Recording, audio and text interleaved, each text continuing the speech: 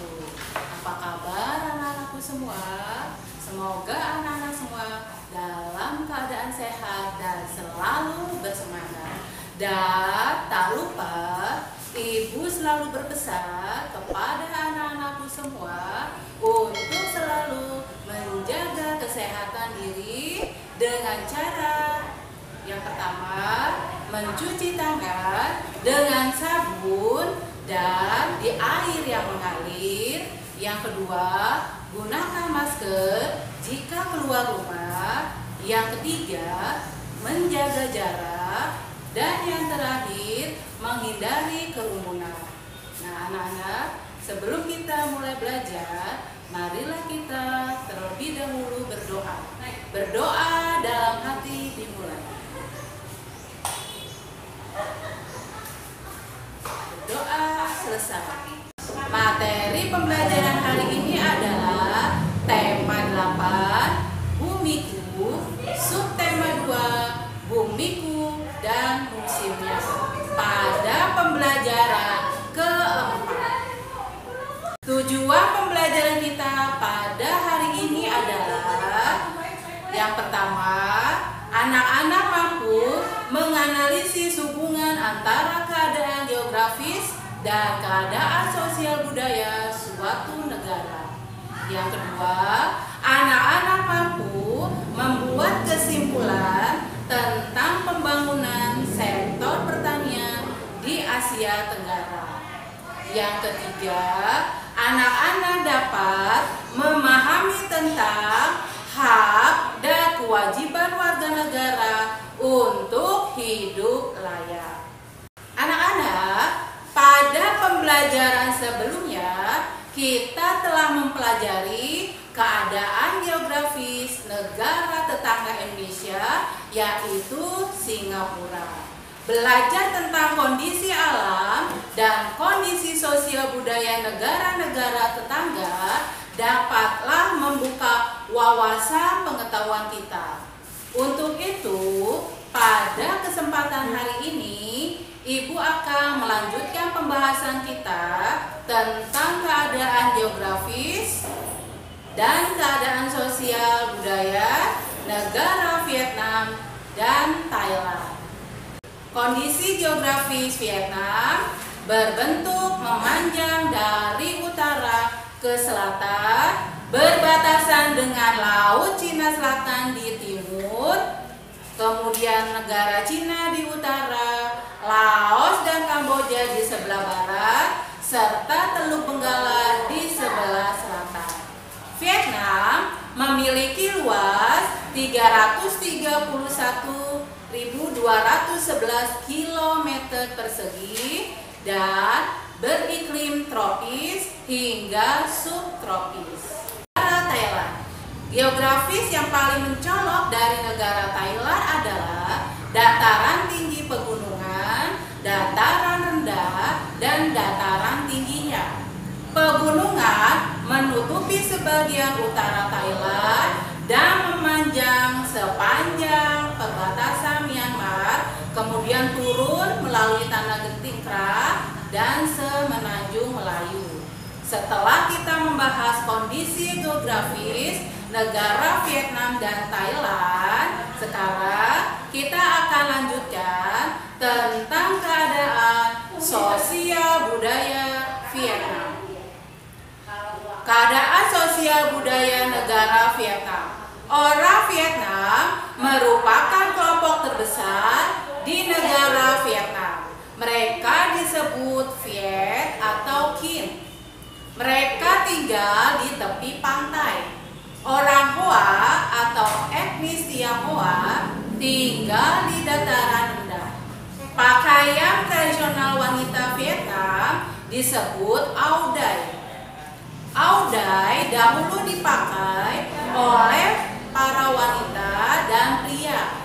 Namun sekarang kebanyakan dipakai oleh wanita.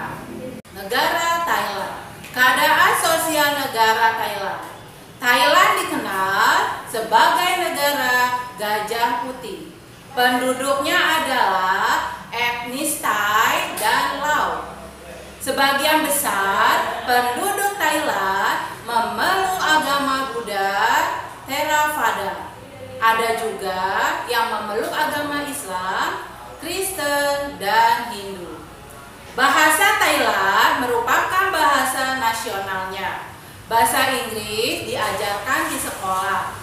Olahraga tinju tradisional Thailand disebut Muay Thai. Thailand merupakan daerah tujuan wisata.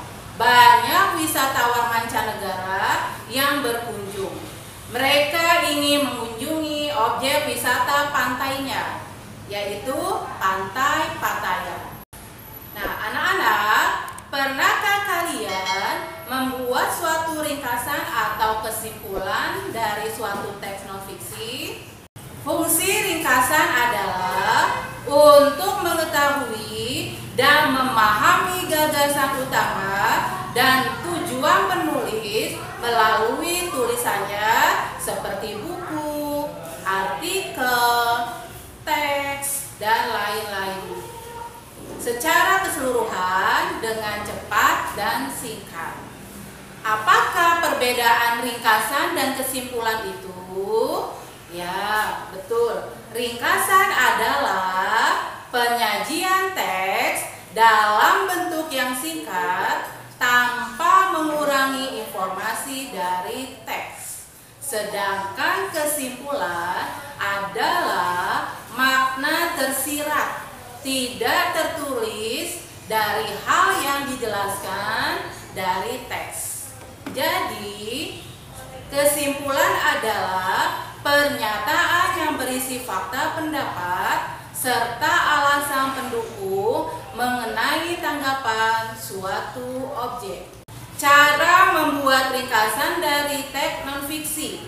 Yang pertama, membaca teks secara berulang-ulang. Yang kedua, mencatat informasi penting. Yang ketiga, menyusun kalimat dari informasi tersebut. Nah, anak-anak, setelah kita mempelajari keadaan alam dan sosial budaya beberapa negara tetangga Indonesia, kita dapat mengetahui bahwa masing-masing negara memiliki keunikannya masing-masing. Namun, ada satu persamaan yang dimiliki negara-negara tersebut, yaitu kebutuhan rakyatnya untuk mendapatkan kehidupan yang layak. Di dalam Undang-Undang Dasar Negara Republik Indonesia tahun 1945 menyatakan bahwa negara Indonesia berhak untuk mendapatkan penghidupan yang layak.